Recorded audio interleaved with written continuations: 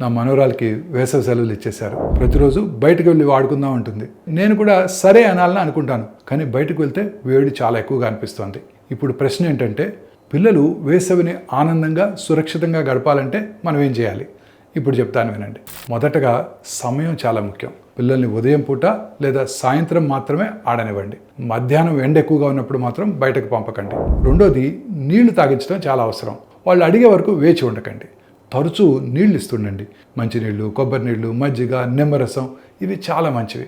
ఆహారం విషయంలో కూడా చాలా జాగ్రత్తగా ఉండాలి. సరళమైన ఇంటి ఆహారం ఇవ్వండి. పండ్లు, పప్పు, అన్నం, పెరుగు ఇవి శరీరానికి చాలా మంచివి. ఇక వారికి ఏమి ఇవ్వద్దు అంటే శీతల పానీయాలు, తాగడానికి సిద్ధంగా దొరికే పండ్ల రసాలు ఎక్కువగా ఇవ్వకండి. వీటితో శరీరానికి నిజంగా నీరు అందదు. అలాగే ఐస్ క్రీము, జంక్ ఫుడ్స్ ఎక్కువగా తినిపించకండి. వీటి వల్ల గొంతు సమస్యలు, జీర్ణ సమస్యలు కూడా రావచ్చు.